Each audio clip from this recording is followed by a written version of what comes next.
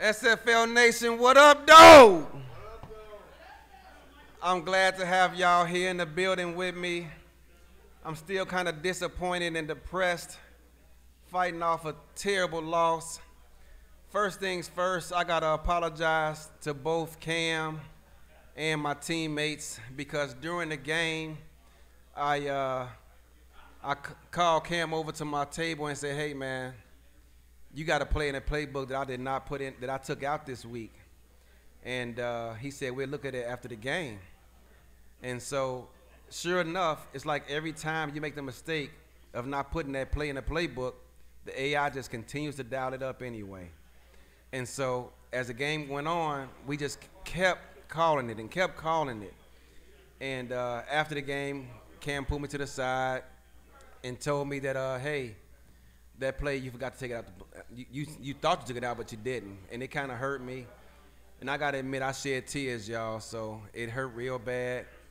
But only thing I can do is live from it and learn from it and move on to the next one. So I got a guest I want to bring on, but before I do that, I do want to get to some questions that was brought to my attention.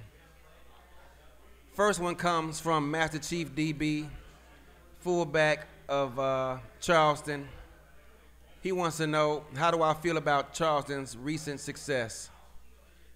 Charleston is now 2-1, I believe, to start the season. They started out 2-0 and then lost that last game.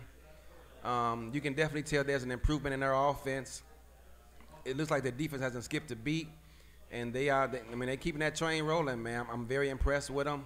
They had a disappointing loss this week, but so far they look good, and they're on the verge of having a rebounding season, and it's likely going to be great. So thanks for asking, but that's my input on it. It's a long season. Just have to see how it goes.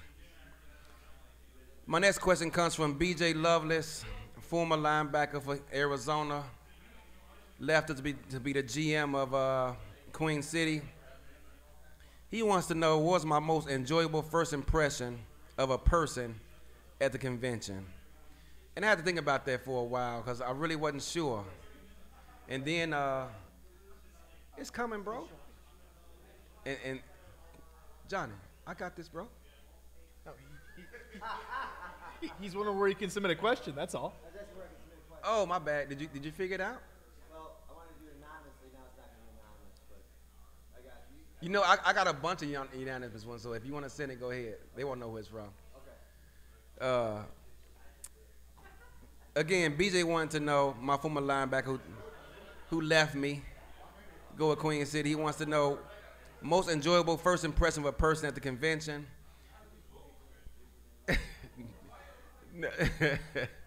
And I had to think about that for a while. And at the end of the day, I ended up choosing Yogi Bar. For those who don't know, he reminded me about maybe 20 times this weekend.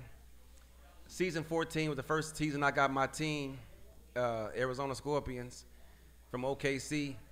And he was in my ear to get drafted. He liked our product and what we were doing and things like that. And he was always DMing me saying, hey, man, I want to be a Scorpion. And sure enough, he took a vacation or something with his family. And he was out in the mountains somewhere. It was snowing. It was a blizzard. And he missed a check-in. And I don't remember the story exactly how it went, but he came to me and said that I told him, hey, man, listen, we moving in a different direction. You missed the check-in. Who cares that you out in the blizzard somewhere? None of that matters. The only thing that matters is that you missed it. It's a make or miss league, and you missed that progression, so we going in a different direction. So, Yogi, I just want you to know, man, that, bro, we always looking, we always scouting for talent. And should something happen, you are high on our list of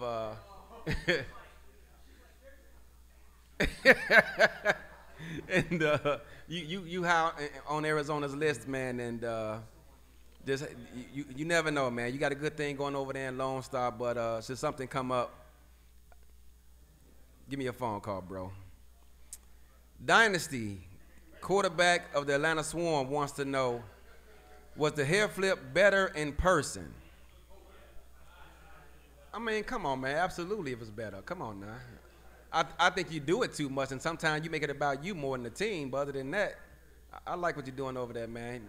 But you a former Scorpion, so I give you a pass, and it's all good. My next question comes from Colin Douglas, co-owner of the St. Louis Gladiators. Or should I say majority owner?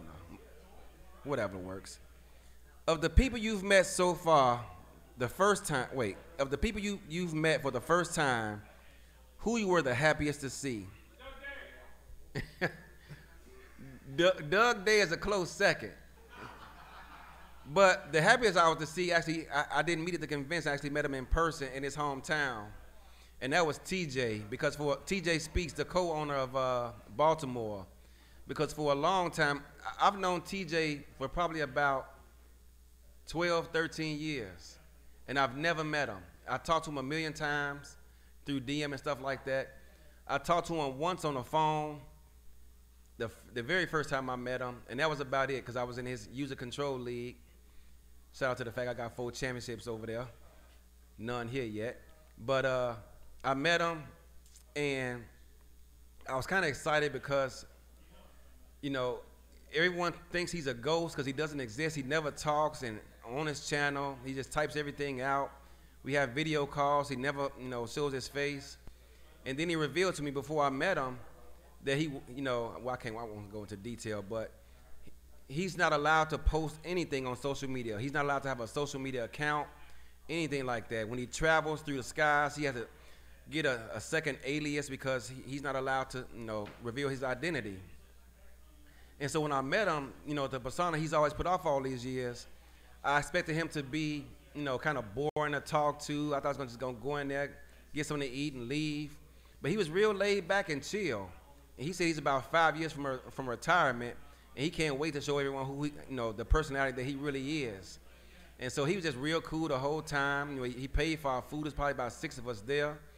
He whipped out his credit card and paid for it. And I wanted to so bad snatch that credit card out of his hand and look up his real name and Google it and see what I came up with.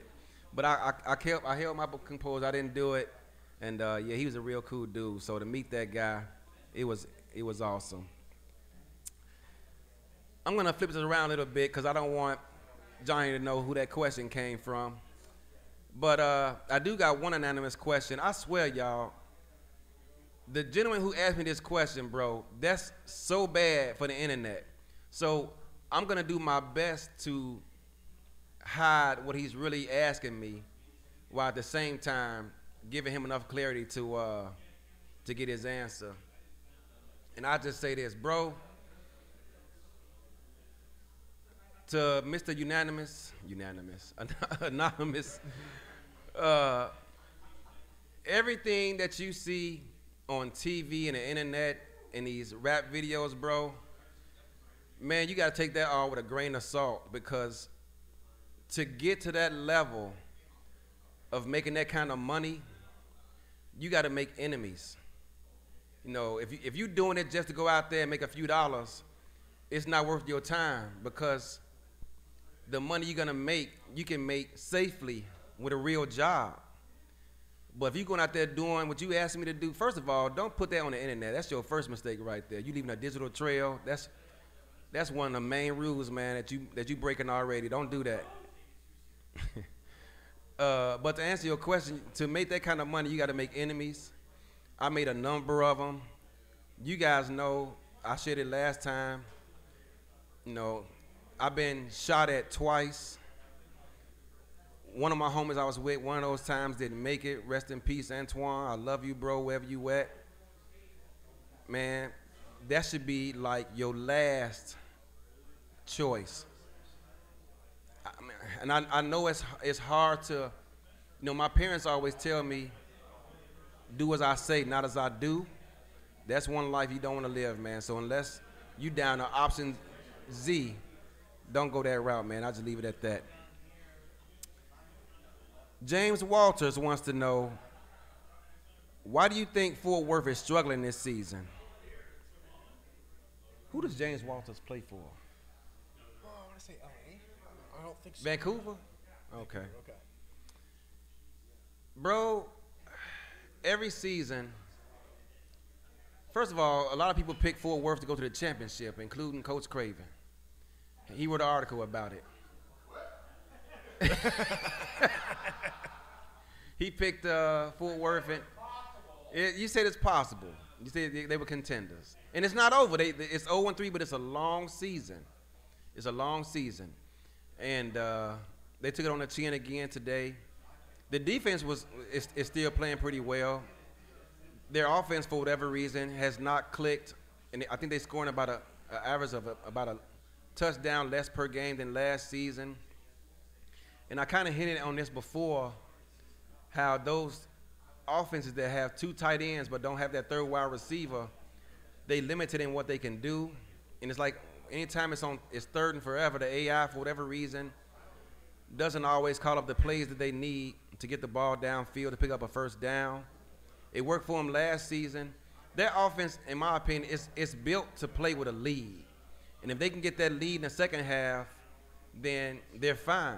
But when they're in those tight contests and they have to make a play, that style of offense can be challenging. But like I said, it's a long season, and they still got time to make things happen. So we have to see how it works out.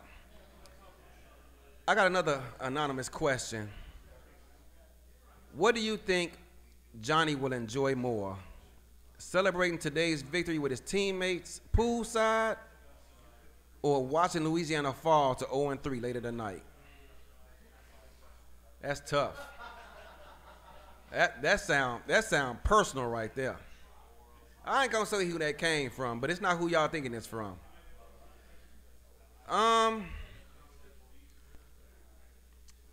say, as Mike St. Green is giving me the side eye again, I'll say, I think, if I know him the way I think I know him, I'll say I think he would enjoy Vancouver losing more than he would his team winning. Vancouver losing? I'm sorry, I take that back. My bad. I take that back. He would enjoy Vancouver defeating Louisiana more than he would his team winning. That's kind of tough because they needed that win today. But I'm sure he would be basking in the moment if Louisiana was to lose today and fall to 0-3. I could be wrong, but that's why I'm going with that. Prove me wrong. I don't know. I don't know if I'm even pronouncing this right. How do you pronounce this name? I'm gonna spell it. Xvilia? Xvilia? I should know it because he helps me sometimes. It's spelled Xivilia. Ivia. Oh, that's Norwood? Okay. Hunter Norwood wants to know, as he's typing again, how does it feel to be the shortest guy in the room? He's not. I'm not the shortest guy in the room. It's a number of people here shorter than me. Yeah, you know what I'm saying? You know, true story. When I used to play football, y'all know that.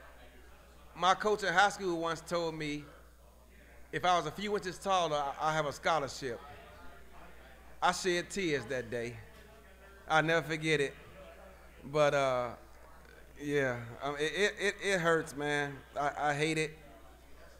But I mean, it is what it is. It wasn't meant for me to be taller, I guess. But I'm gonna keep it moving because it came on and gave me an hour. I got a guest I want to bring on. Goes by the name of Tyler Falk. He has an alias, Mike Ryan. Are either one of those your government name? Say that again? Are either one of those names your government name? No. So, real name's Tyler Falk. Gotcha. Real name's Tyler. Okay. Mike Ryan's that family friend of mine. That's right. That's right. You told that story. I gotta forget it. It's all good. It's all good. We'll touch on that. I want to bring in Tyler. He asked to come on the show. I guess he wants to get some stuff off his chest, say hi to the community. You know, so without further ado, welcome to the show, Tyler. How's it going? Hey, Eddie, this is kind of different. It is. When I was having Nutma running every week, you were on the show, and that was a little fun, and it's all come full circle now. So It has. It's exciting. Thanks for having me on. Anytime, anytime. First of all, do me a favor and tell us, how did you find the SFL? Right. So, for me, I've always loved more simulation style playing as far as video games go. So, like NCAA 14, but changing up the slider so the players act more realistic, the plays are more realistic, that kind of thing. So, just going about my lonesome, I just scrolled across the SFL on YouTube, and that's how I found the league, and I've been hooked ever since season 15. That's what's up. That's what's up. So you got drafted to play in the minors. Me, myself, I never had that opportunity. You know, when I came to the league, they just put me on the team and said, "You a Baltimore Crab." That was it. That was all. How did it feel to get drafted and be desired by someone and added to a team? It was truly remarkable, and I think it was like it's great for me to see the guy I created go onto the field and get number one. But I think, of course, because of my story, I think my dad should be more proud that his close friend got the number one overall pick in season 16, and that's the biggest thing. So again, it's an honor to be drafted number one overall in season 16. It was, there's a lot of good people in the minor leagues that season. There's a lot of people that could have easily gone number one before me, but I'm grateful for San Diego to, give me a shot last season. Unfortunately, that didn't work out too well, and I'm glad I'm over in Louisiana right now. But no, it's a huge honor. It was a huge honor to get drafted number one overall. Did you feel any pressure being drafted first overall to live up to the hype of being drafted number one? Did you feel any pressure to produce right out the back? Well, definitely. I knew there'd be some growing pains because of how underdeveloped my player was at the time. And again, it was more so my personality, what I could bring to the table there in San Diego, that I think more or less brought me over there, rather than just my player being able to perform day in, day out. So I knew I wasn't going to maybe perform as well as let's bring in maybe Max Snyder or Bernard Patterson, or there's a lot of good players that went. I'm trying to think. Mexico City, Dan Tritz. There we go. So somebody like Dan Tritz, who comes in, blows the doors off this league with some incredible pass rushing ability over there in Mexico City. So just trying to even compete is the biggest part for me, and maybe get a couple picks, which I did last season. But it's just pretty unfortunate that I couldn't do more. I wish I could have done more. That's what's up. Yeah, there's always a lot of expectations anytime someone's drafted high overall. You being first overall, there's going to be expectations. But I think as a player, you did pretty good, given the circumstances. So one thing I like about you is that you didn't just sit on your laurels of being a player. You also did things off the field, one of those being a broadcaster. Tell us about that experience. What made you decide to try out and be a broadcaster? Yeah, absolutely. I think that's the main reason why I joined the league. I didn't join the league to put in a player originally. I joined the league because I wanted to broadcast, and I was just looking forward to seeing where that bring. And I grew up back home in Minnesota, just listening to local sportscast station, my local sportscast station, KFAN, and getting to listen to guys like Dan Cole, the Common Man, Dan Barrero, and of course PA Paul Allen, otherwise known as the voice of Minnesota Vikings football radio. And of course, if you haven't heard any of his calls, especially the Minnesota Miracle or the Minneapolis Miracle call, I highly encourage you guys to go check that out. But that's where I've got my drive is. I even during like high school football games and college football games, I'd be talking to myself, how would I call that? And now with the SFL, I've been able to live out my dream and be able to call games and just get better and better at calling games, and it's been really fun for me, and that's the main reason why I'm here in the SFL. Yeah, I enjoy it too, and a lot of people don't know this. I told this story a few times before to people in the SFL, but as a child, I had a really bad stuttering problem. I don't know if you're probably not old enough to remember Ron Harper, the Chicago Bulls. He won a championship with us, you know, back in the 90s. And he stuttered. It was awful. And I was pretty much on that level. And it remained that way until my parents took me out to get some speech therapy. And I still do sometimes, like when I get excited or mad about something, it comes out. But it's improved immensely. And I was kind of nervous about that when I first started broadcasting because I was afraid it would come back. But I enjoy it very much, man.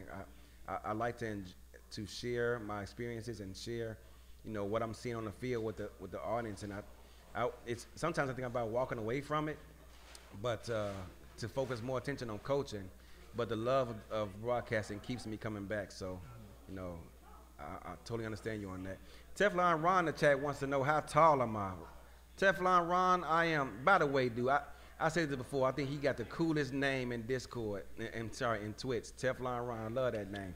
But brother, I am 5'10", man. And yeah, my coach told me if I was a few inches taller, I would have had a scholarship. But it wasn't meant to be. So. And AJ Pick 6, dude, I didn't know you was in Detroit, man. Yeah, I was there a couple of years ago, bro.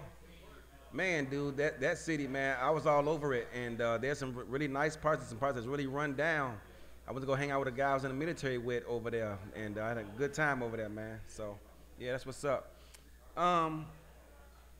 So, Tyler, you asked to come on, bro. So, I gotta ask.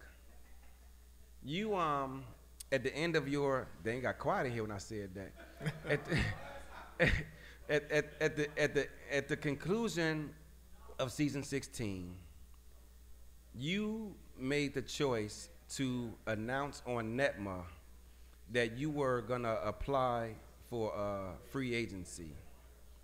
And when the audience learned it, that was the same time that San Diego's front office learned of that decision.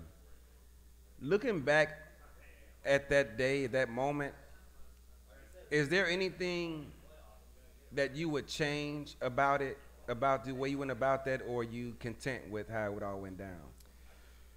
Oh, it's tough looking back on it, because after that show, I did sit down with myself, and that's actually one of the main reasons why I halted NETMA for the time being, and that's why NETMA's not currently airing, is because I took a look at how I came across, how I said things.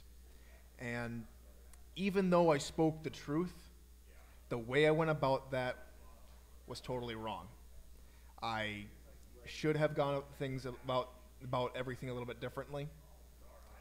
I don't regret what I said. I regret how I said it. And I think that's the big thing right there. That's fair. That's fair. I remember when it happened and the response that you were getting in chat from several people. And I remember San Diego's reaction, you know, learning at the same time everyone else learned it.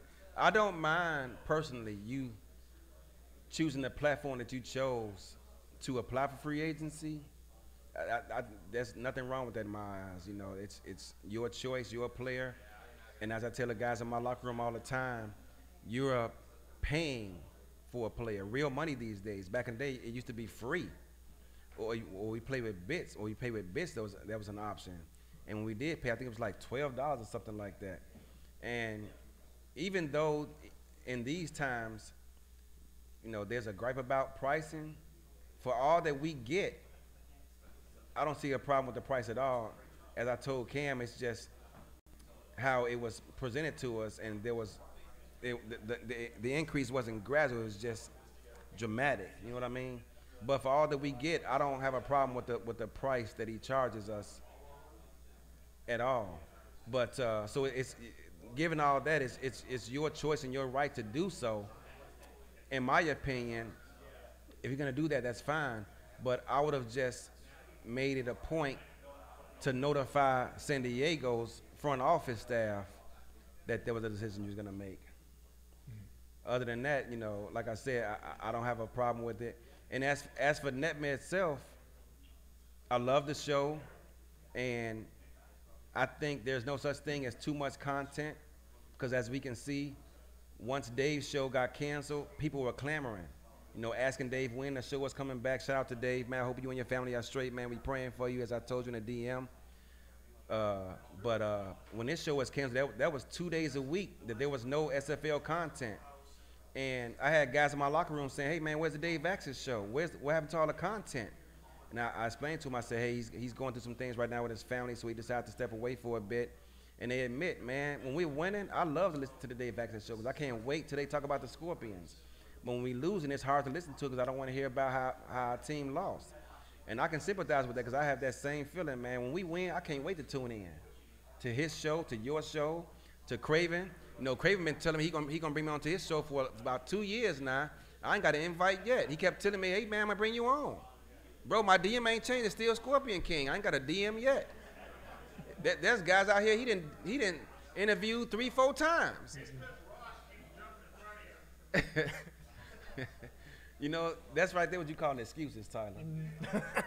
Excuses. Come on, coach. For 2 seasons he been telling me he gonna bring me on, and my DM's still the same, still Scorpion King, and he ain't brought me on yet. But but yeah, so I can definitely relate, man.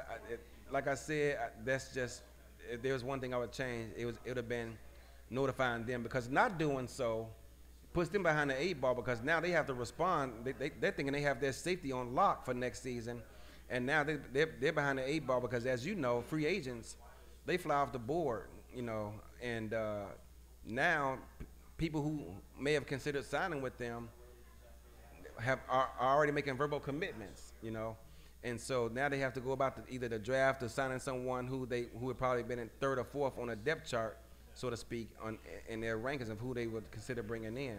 So if there was anything I would change, it was that. But other than that, I don't have a problem with what you did at all. So, why is Ross giving me the side eye? I don't know. But I love your show. And again, when you told us the show was canceled, I actually reached out to you and said, hey man, it's disappointing that the show's going to end, because that's another day of SFL content off the board. And speaking of which, that show, and I'm going to speak on your behalf because I actually reached out to you, Dave, and Kendra before. Dave couldn't make it, and you two decided to take the high road and not respond to it, which I can appreciate. Yeah, I did. You don't remember? Go back and check the credits. I reached out to checking the credits. I reached out to you and Kendra both, and said, hey man, would you two be interested in coming on and talking about your experience with Netman and how it ended? And Kendra responded for a while. I responded. What'd you say? I said I couldn't because I was busy. Oh, I responded. I missed it. I responded. That's my bad. But Kendra took the high road, and that's fine. I respect that. There's a number of people in here who taking the high road. I've been asked to come on. Gerald, whatever the heck he at. But I was supposed to be on every show, but he never rescheduled. Gerald, he been taking left jabs all off season. I said, hey man, come on here and fight back. And he so far he taking the high road, but that's all good though. But I say all that to say, when you told me that the show was canceled, I reached out to you and said, hey man, it's disappointing, but I understand, you have a life outside the SFL, you got other things going on, you're trying to focus on maybe, or it might have been a feedback. And I will say this, I'm gonna speak on your behalf. You can choose to respond if you want, but I'm gonna say some things that was on my mind about it. Mm-hmm.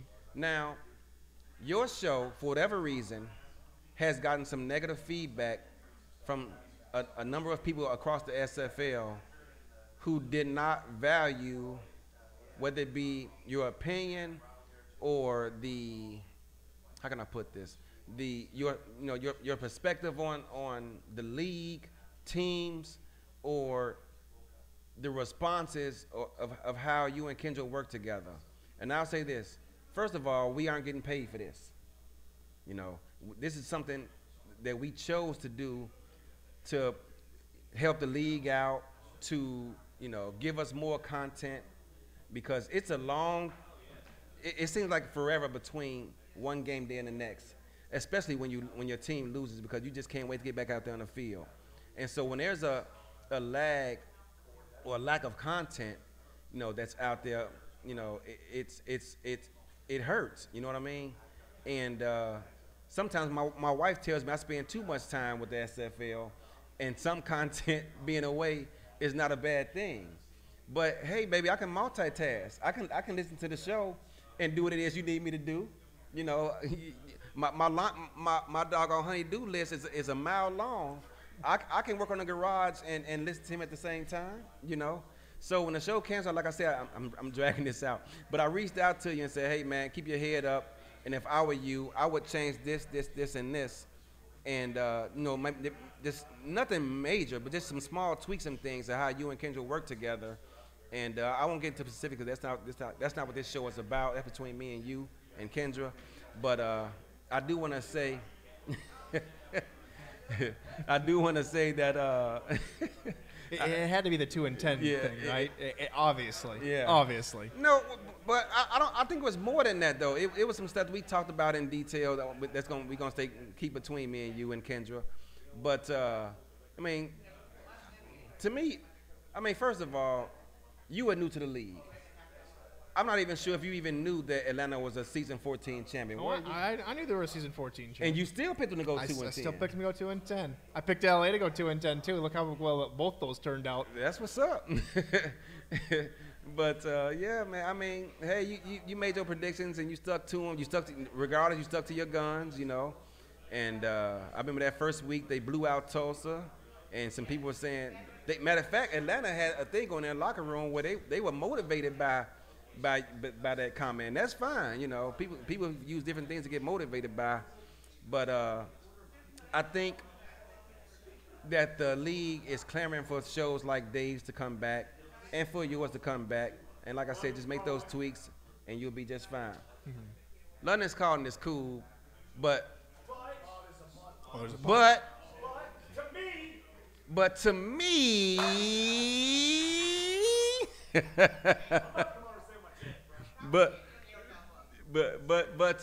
But to me, I think I think you guys should make it more of about London as a whole and not the same guests all the time. Which maybe you plan on doing. I don't know. The show is early. I'll save my chest till on my Go. Let me wrap up with him first, and I'll bring you on. How about that? But Tyler, I hope you took that advice. It was all in love, because I do appreciate the content you guys have.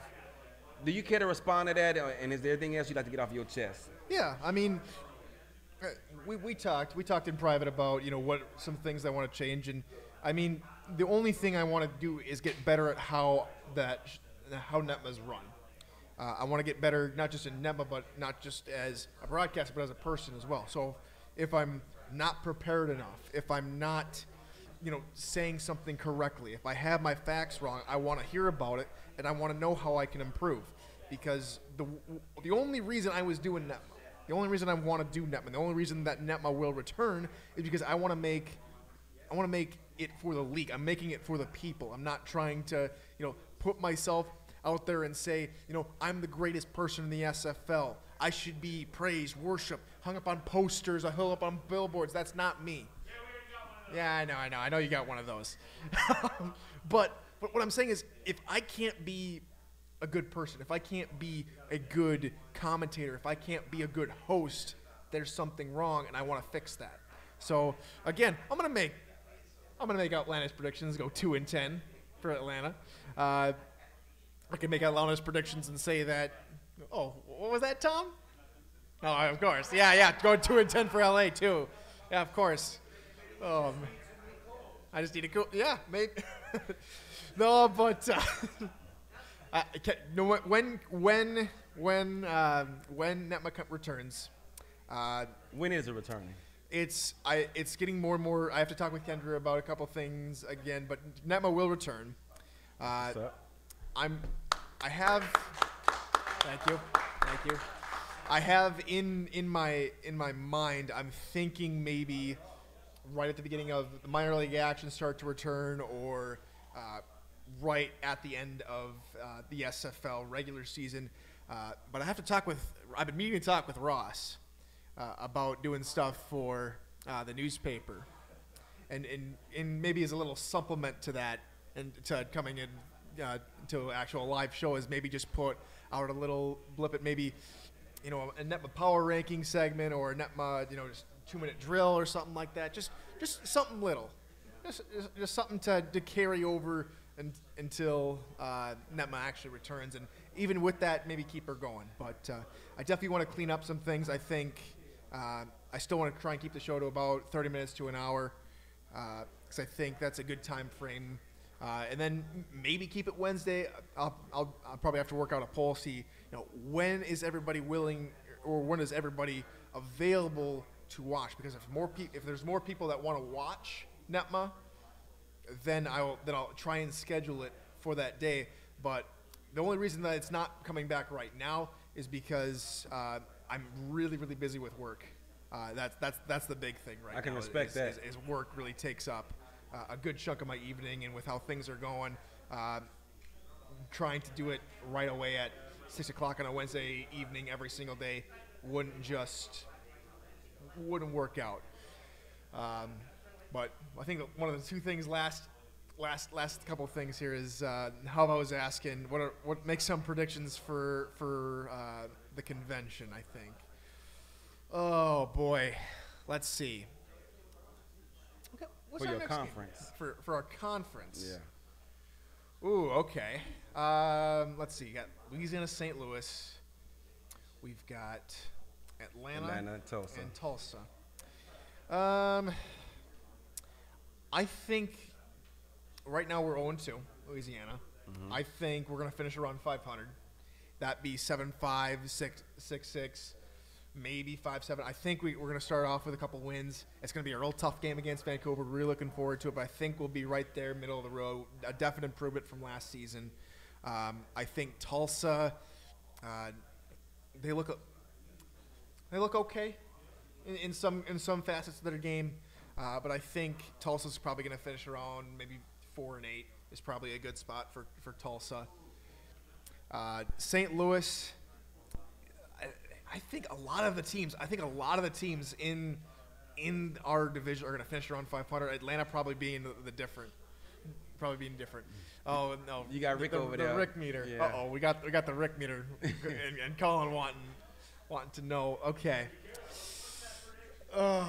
What's the prediction for St. Louis? Oh man, I'm gonna go 7-5 for St. Louis, and I'm gonna go 7-5 for Atlanta. So, like I said, I think it's gonna be a real tight division. I don't think anyone's gonna really pull away, but I think all four teams have a little bit of growing and working to do. I agree with that. Anything else you want to get off your chest, Tyler? Oh, this has been fun. It's been good to get back in front of the mic, in front of everybody. Thank you for having me on. It's been a pleasure. We still have to get yourself to get selfies with everybody else, but still haven't got one with me yet. I got you. There's a few people in here. Yeah. Chad, get your ass up. All right. Oh boy, Eddie, thanks been for a having me pleasure, on. brother. Thanks, SFL community. Always good to talk to you. And until next time, good morning, good afternoon, and good night, ladies and gentlemen. Can't wait to have you back, man. This is it. This is what we're waiting for. You sure you want this? I've got one of these, so. I got two of them. I like your team's gonna say was Chad.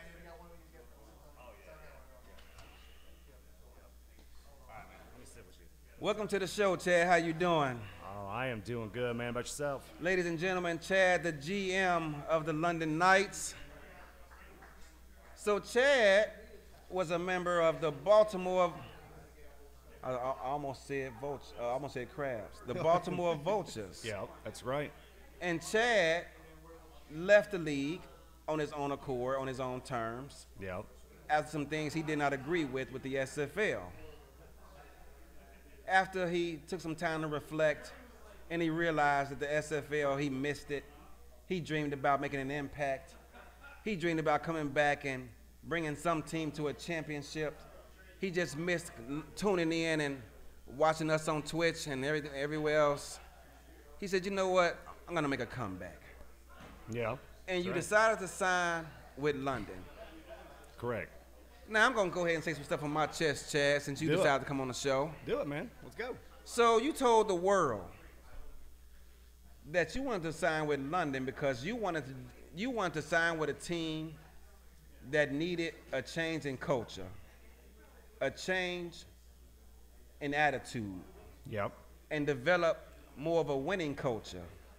So London, in your opinion, fit that bill, and you signed on as their GM. And I will admit, bro, I'll be one of the first to say, you done a great job, along with Tanner Hendricks, turning the image of that team around. And one thing I noticed is that for a long time, Liam, more or less, and I'd say it's bad because a lot of us are that way as owners, but he was stubborn. Yeah. And he refused to get out of his own way. And somewhere along the line, he got tired of losing.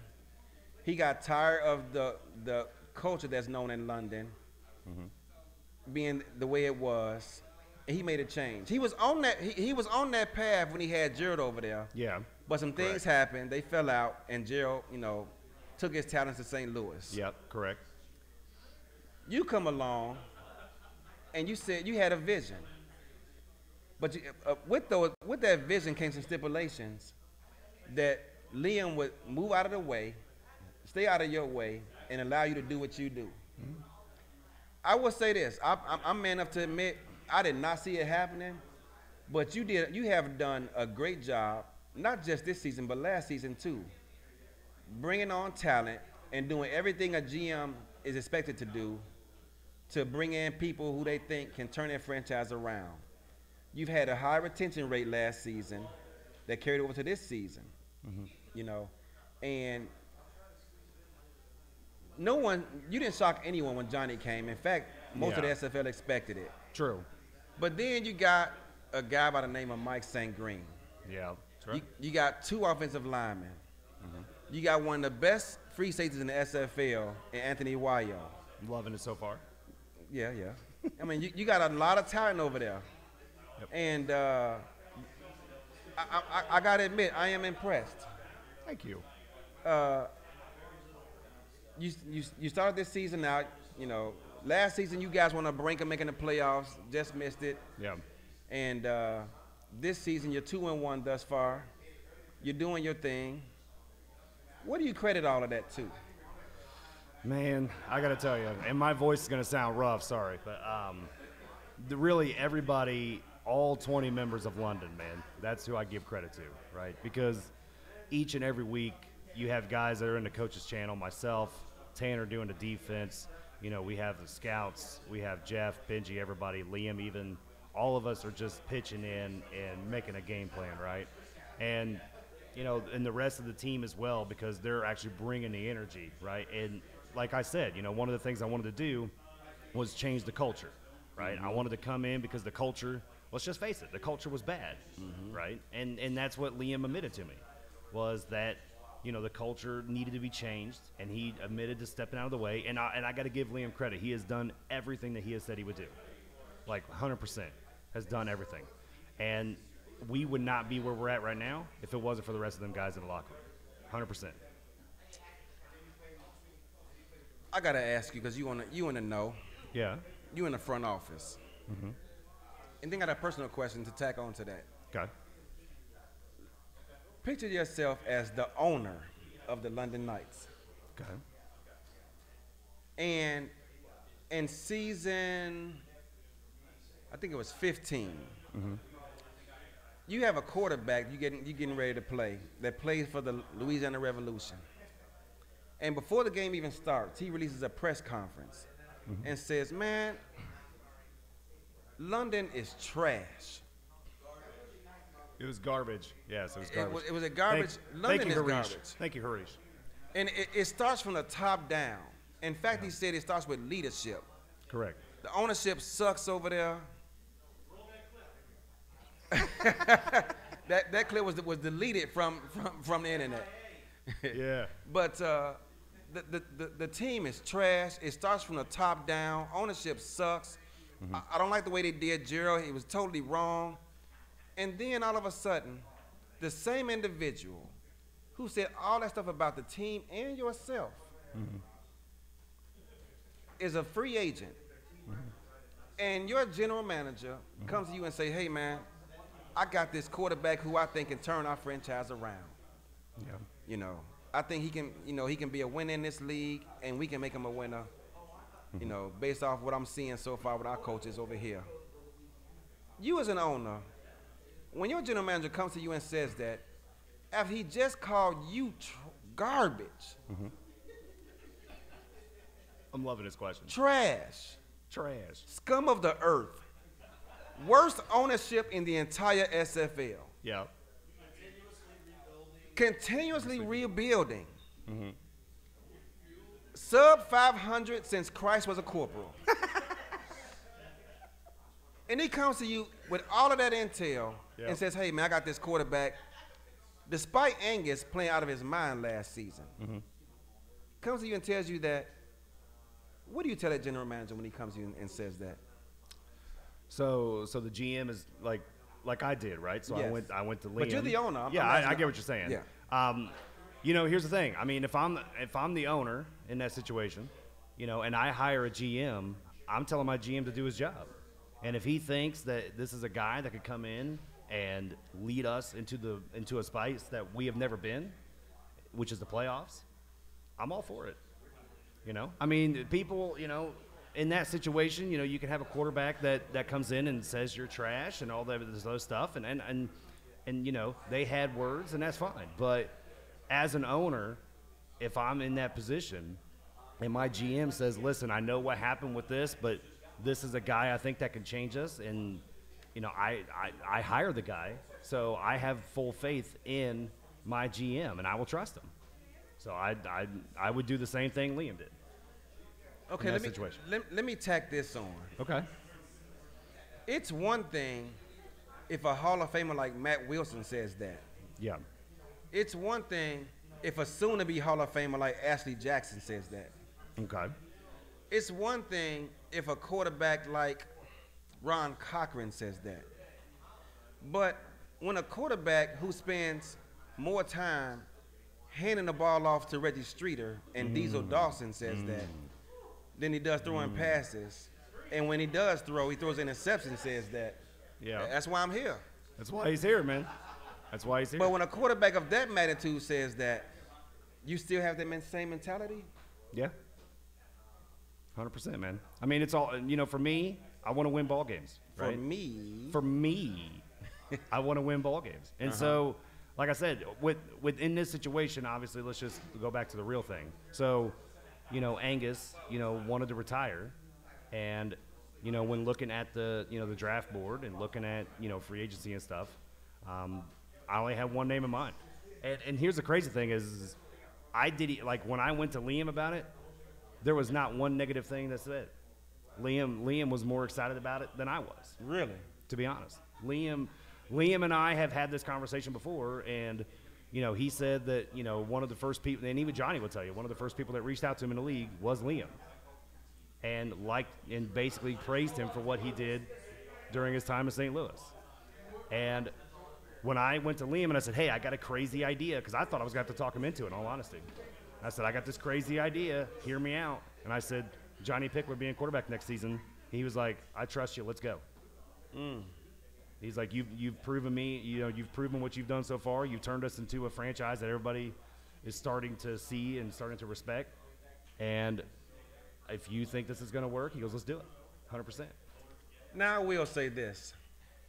Johnny, I met him at the season 14 draft in Boston. Great guy in person. Yeah. He told me about his vision. When I first got my team, some people don't know this, but I was all set in stone to bring in Ashley Jackson as my quarterback. Yeah.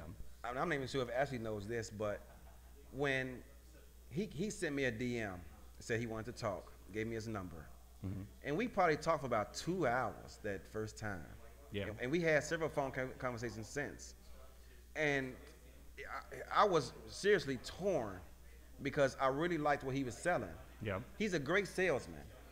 He can sell water to a well, Yeah. And, true.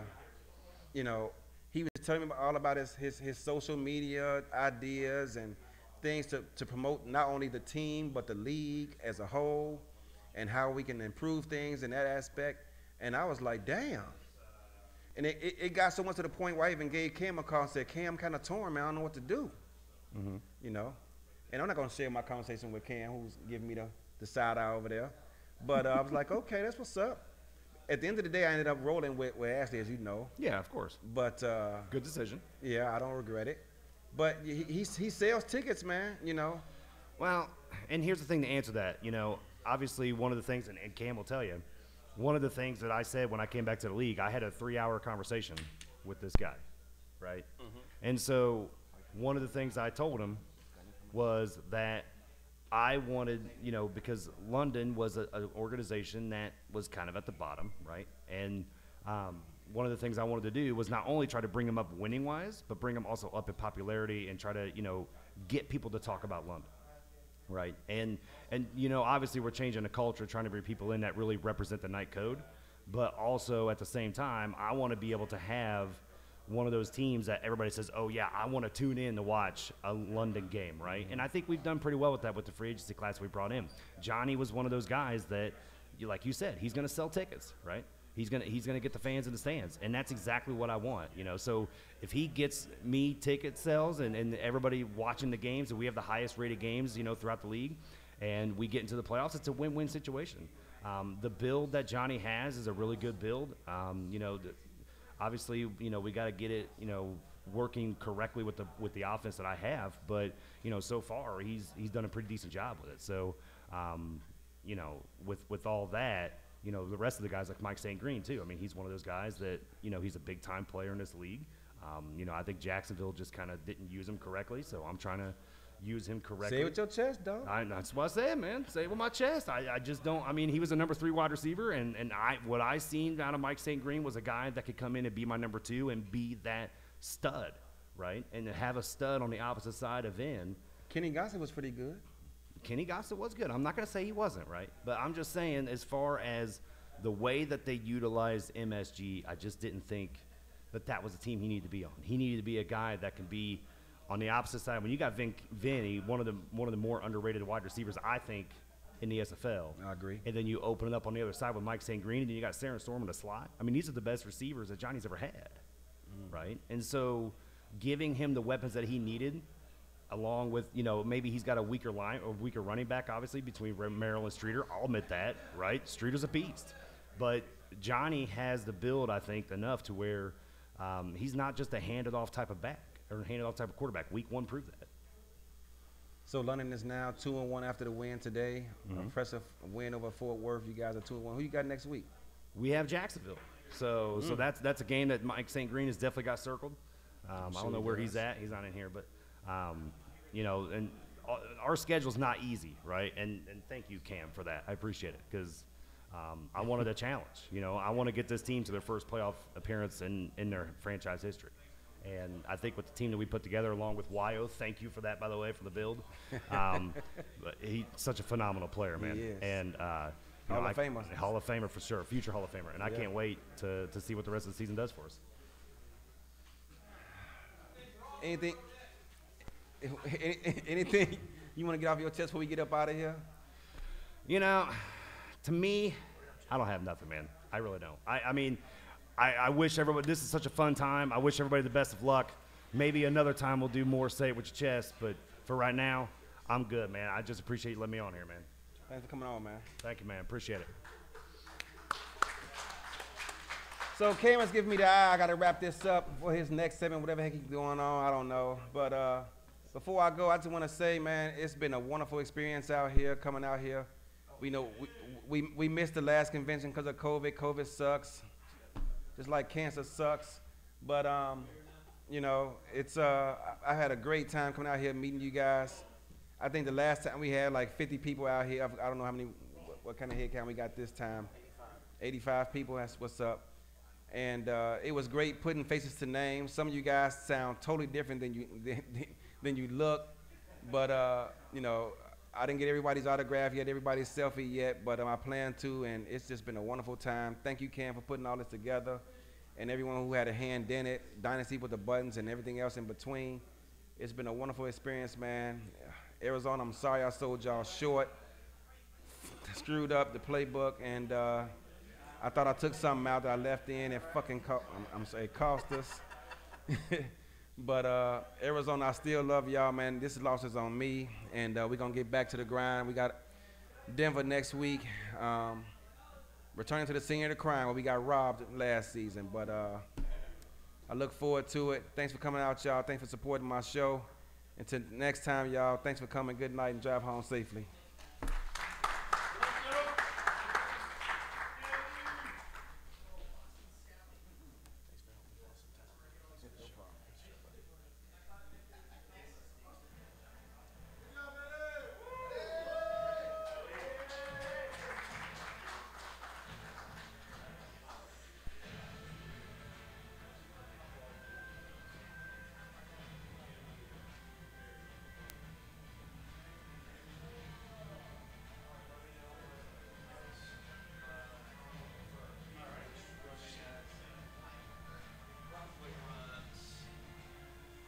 This one, okay? That's the one he usually is at.